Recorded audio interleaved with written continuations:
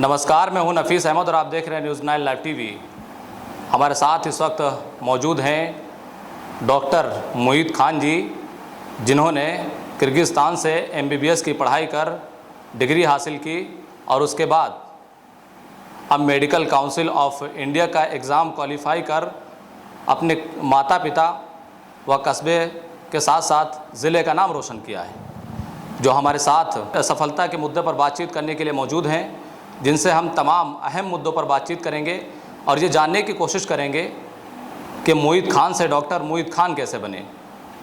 तो सबसे पहले तो आपका बहुत बहुत स्वागत है और आपको बहुत बहुत शुभकामनाएं इस कामयाबी के लिए, डॉक्टर मोहित जी। बहुत बहुत शुक्रिया नफीस भाई, आपका भी और आपकी न्यूज़ 9 लाइव टीवी पूरे मेंबर्स को मेरी तरफ से बहुत बहुत शुक्रगुजार हूँ मैं। अब बातचीत का सिलसिला शुरू करते हैं। डॉक्टर मोहित जी, हम ये जानना चाहते हैं कि जो आपकी शुरुआती पढ़ाई रही वो कौन से स्कूल से आपने शुरू की? बेसिकली मैंने जो प्ले ग्रुप से लेकर क्लास 10th तक मैंने रेडियंस इंटर कॉलेज, जो मेरे तंबोर मेरे महल्ले में ही है, मैंने उससे किया।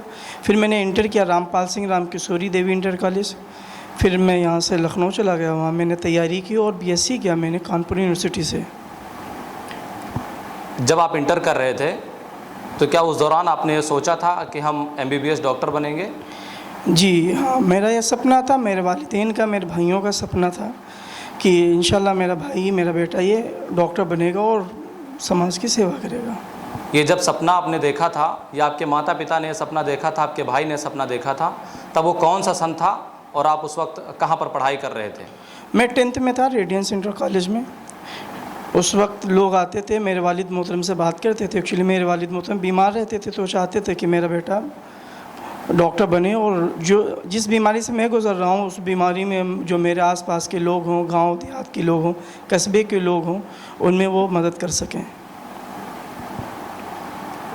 ठीक है, ये आपने बताया कि ये सपना हमारे माता पिता का था, हमारे भाई का था। आज आपके ना तो पिता हैं ना तो आपके वो बड़े भाई हैं जिन्होंने सपना देखा था कि हमारे भाई और हमारा बेटा डॉक्टर बने। उनको लेकर के अब क्या आपके मन में चल रहा है? इस चीज़ का मुझे बहुत सदमा है, मुझे दुख है कि काश वो मेरे पास होते, मेरी इस खुशी में, मेरी इस डिग्री में वो अपनी खुशी इजहार कर पाते। लेकिन इंशाल्लाह मेरी अल्लाह से दुआ है और ये कोशिश रहेगी कि मैं अपनी डिग्री के ज़रिए, अपने इस पढ़ाई के ज़रिए इतने ऐसे नेक काम कर सकूं जिससे मेरे वालिदैन को, मेरे अब्बू को, मेरे चचा को और मेरे भाईजान को इसकी नेकियां मिले, उनके दर्जात बुलंद कर सकूं। बाकी तो मैं कुछ नहीं कर सकता। जिस दौरान आप ये पढ़ाई कर रहे थे, MBBS की तैयारी कर रहे थे, आप संघर्ष कर रहे थे, उस दौरान कौन कौन सी ऐसी समस्याएं आई जिससे आपको सामना करना पड़ा? एक्चुअली जब मैं MBBS के सेकेंड ईयर में था तो मेरे अब्बू जान का इंतकाल हो गया। फिर धीरे धीरे 2 साल बीतते हैं, 3rd ईयर में पहुंचता हूं तो मेरे चचा, छोटे चचा का इंतकाल हो जाता है। फिर मैं फाइनल ईयर करके जब डिग्री लेकर यहाँ आ जाता हूँ तो मैं तैयारी करने के लिए दिल्ली चला जाता हूँ। फिर 1-2 महीने के बाद मेरे भैया का इंतकाल हो जाता है। ये सब तमाम चीज़ें मुझे कहीं ना कहीं से कमज़ोर करती रही, लेकिन आप लोगों की दुआएं मेरे साथ रही, अल्लाह का रहम व करम रहा तो मुझे अंदर से मजबूत बनाता रहा और मैं यहाँ तक पहुँचा। ये तो एग्ज़ाम आपने पास किया, इससे पहले आपने यही एग्ज़ाम दिया था मेडिकल काउंसिल ऑफ इंडिया का, जिसमें आप असफल नज़र आए थे। आखिर क्या कारण था, क्या वजह रही जो आप असफल हो गए थे? जी आपने सही कहा। मैंने फ़र्स्ट टाइम जब पेपर दिया ये तो मेरा 133 नंबर था, 133 नंबर था। मैं 17 नंबर से रह गया था। मैं पढ़ता तो ज़रूर था, मेहनत करता था जितना कर सकता था, लेकिन भैया की कमी मुझे बहुत खल रही थी और वो मेरे बड़े भाई थे, मेरे बाजू थे एकदम। फिर मेरे फैमिली का प्रेशर था, फैमिली के तमाम जिम्मेदारियां आ गई थी, छोटे छोटे भाई थे तो उनसे संभलता नहीं था, तो कहीं ना कहीं मैं उन्हीं चीज़ों में उलझा रहता था। तो शायद वो कमी मुझे लगता है कि मेरे अनसक्सेस का कहीं ना कहीं हिस्सा रही है। आप डॉक्टर तो बन गए, खैर इसके लिए आपको बहुत बहुत शुभकामनाएं। बहुत शुक्रिया। ये जो आपको एक कामयाबी मिली है, इसमें सबसे अहम योगदान किसका रहा है? इसमें अहम योगदान मैं अपने अब्बू जान को और भाईजान को, फिर उसके बाद मेरे छोटे छोटे भाई हैं, अम्मी जान हैं और मेरे तमाम दोस्त अहबाब हैं जो मेरा रियल में बहुत उन्होंने मेरी हेल्प की। कुछ हमारे बाहर के हैं, कुछ मेरे कस्बे के हैं। तो अल्लाह का शुक्र है, मेरे अच्छे दोस्त हैं, उन्होंने मेरे हर हाल में अगर मैं डीमोटिवेट होता था तो मोटिवेट करते थे, अगर इकोनॉमी के तरफ से कोई प्रॉब्लम होती थी तो बेचारे मेरी हेल्प भी करते थे जितना कर सकते थे। कुछ ऐसे नाम बताइए मोहित जी, जब आप लड़खड़ाए हों, आपके अंदर एक हिम्मत ना बची हो कि अब हम कुछ नहीं कर पाएंगे, आपकी हिम्मत टूट रही हो, वहाँ पर लोगों ने आपको सहारा दिया हो और आपको हौसला दिया हो कि आप आगे बढ़िए, हम आपके साथ हैं। उसमें से एक अहम रोल तो मेरी वालिदा हैं और मेरे छोटे भाई हैं, फिर हाजी अब्दुल अज़ीज़ सर हैं और मास्टर अकलीम साहब हैं, और हमारे कुछ बाहर के दोस्त हैं जैसे फरमान भाई हैं और मेरे शुएब भाई हैं, अल्ताफ़ भाई हैं, और एक हमारे जो कॉलेज के बहुत ही ज़िम्मेदार हैं वो पाकिस्तान के सर हैं, वसीम खान चंगवानी सर, उन्होंने मुझे बहुत हेल्प किया। उनको क्या कहना चाहेंगे जो लोग पढ़ाई के दौरान अधिकतर अड़चन डालते हैं, रुकावट लाते हैं? अब बहुत से ऐसी घटनाएं होती हैं लोगों के साथ में जहां पर उनकी हिम्मत टूट जाती है। उनके लिए यही कहना है कि बस मेहनत करते रहें, मेहनत करना ज़रूरी है और अल्लाह से दुआ करते रहें, मांगते रहें, जिसको वो मानते हैं, अल्लाह ईश्वर जिसको भी मानते हैं उससे मांगते रहें, दुआएं करते रहें और दुआओं की दरख्वास्त लगाते रहें, मेहनत करते रहें, मेहनत शर्त है, इंशाअल्लाह एक न एक दिन मंजिल ज़रूर मिलेगी। अगर मेरे साथ इतनी मुसीबतें आने के बाद मुझे ये सक्सेस मिल सकती है तो मुझे नहीं लगता कोई ऐसा बंदा होगा जिससे ये सक्सेस ना मिले। सबको मिलेगी, लेट और जल्दी तो हो सकता है लेकिन इंशाल्लाह मिलेगी ज़रूर। अच्छा, आपके साथ इसमें इस तरह की कोई घटना घटी मोहित जी कि आपकी भी हिम्मत टूटी हो, आपका भी मन ना किया हो कि अब हम नहीं पढ़ पाएंगे, आगे हम कुछ नहीं कर पाएंगे?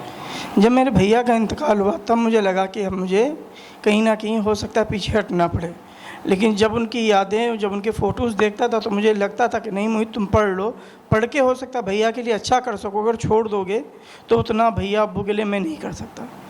क्योंकि अब्बू के इंतकाल में सेकेंड ईयर में था, तब तक धीरे धीरे बातें भूलने शुरू हो गई थी। कोई भूलता तो नहीं है लेकिन बातें, थोड़ा गम हल्का हो गया था, लेकिन भैया की इंतकाल बहुत दुख हुआ मुझे।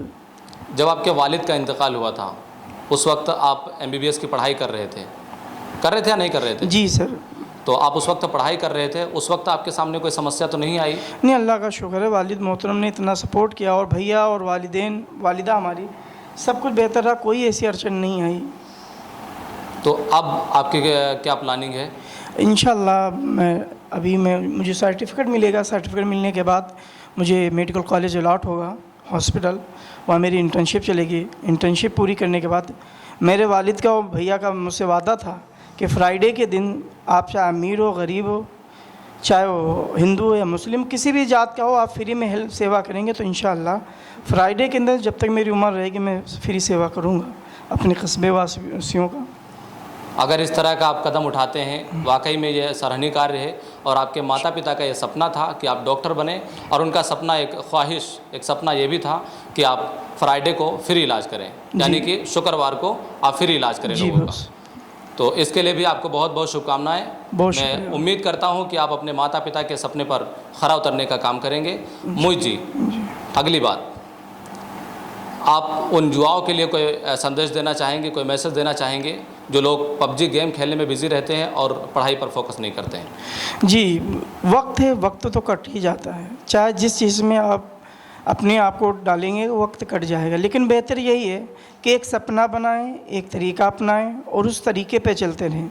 अपने सीनियर से, जिसे आप काबिल समझते हो, जिसे आइडियल मानते हो, उससे मशवरा लें और अपनी ज़िंदगी का सफ़र शुरू कर दीजिए, इंशाअल्लाह मंजिल मिल जाएगी। तो ये हमारे साथ डॉक्टर मोहित खान जी थे, जिन्होंने किर्गिस्तान से MBBS की पढ़ाई कर डिग्री हासिल की और अब इन्होंने मेडिकल काउंसिल ऑफ इंडिया का एग्ज़ाम क्वालिफाई कर सीतापुर जनपद के साथ साथ अपने माता पिता व कस्बा तंबोर का नाम रोशन किया है, जिसके लिए आपको पुनः एक बार बहुत बहुत शुभकामनाएं, बहुत बहुत मुबारकबाद, बहुत बहुत धन्यवाद।